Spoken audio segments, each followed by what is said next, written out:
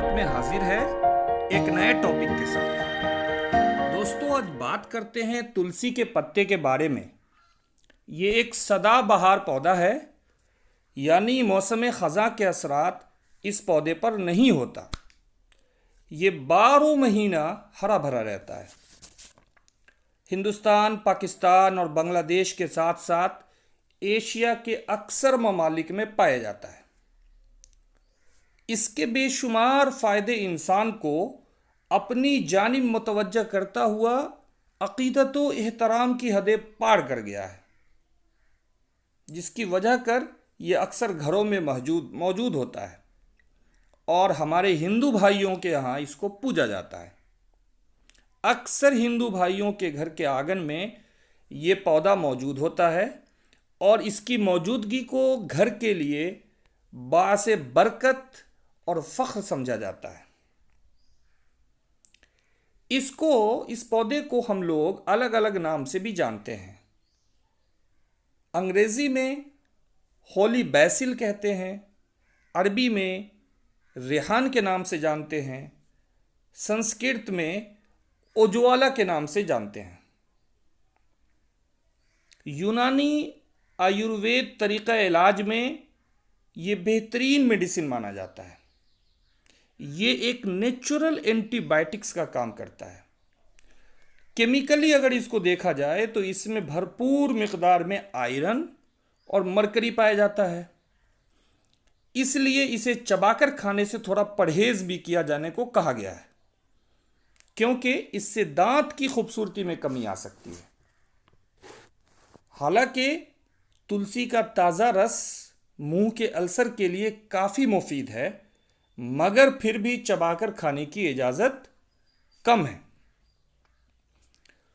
तुलसी में vitamins, fibre, zinc, phosphorus, copper और magnesium वगैरह भी पाया जाता है, जो हमारे जिस्म में होने वाली कई बीमारियों से बचने में मदद करता है। कहते हैं कि इसका रोज़ाना इस्तेमाल क़ुव्वत मुदाफ़ियत यानी इम्यूनिटी को बढ़ाने में मदद करता है। वेदों और रामायण में इसके खूबियों का तस्करा कई जगह आया है। कुरान पाक में भी जब नेमतों का तस्करा गिनवाया गया तो रेहान यानी तुलसी को भी गिनवाया गया है। सूरह रहमान और सूरह वाक़िया में ख़ास तौर पर इसका तस्करा किया गया है। अच्छा, मेडिकल साइंस की तरह जब हम देखते हैं तो इसके रिसर्च में भी तुलसी के बहुत सारे फ़वाइद सामने आए हैं। मसलन तमाम किस्म का बुखार, ख़ासकर मलेरिया में इसका इस्तेमाल काफ़ी राहत बख्श है। अच्छा, इसके पत्ते में कुछ ऐसे केमियावी अज्जा यानी ऐसे केमिकल्स पाए जाते हैं जो लौंग में भी पाया जाता है, जिसकी वजह कर दांतों और मसूरों की तकलीफ़ में इसको मुफीद पाया गया है। खांसी, नज़ला, ज़ुकाम में ये कितना असरदार है ये बताने की ज़रूरत नहीं, बच्चा इसके फ़वाइद को जानता है। कहते हैं कि अगर मुंह में छाला पड़ जाए तो इसके पत्ते का रस छालों पर लगाते रहने से या पत्ता उबाल कर कुल्ली करें तो बहुत जल्द आराम मिल जाएगा।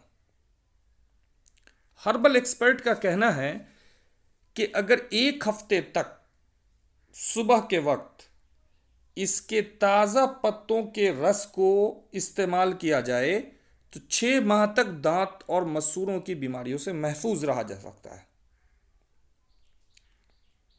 इसके पत्ते को लेमू के रस में पीसकर दांत, खाद, खुजली की जगह पर लगाया जाए तो बहुत जल्द आराम मिल जाता है।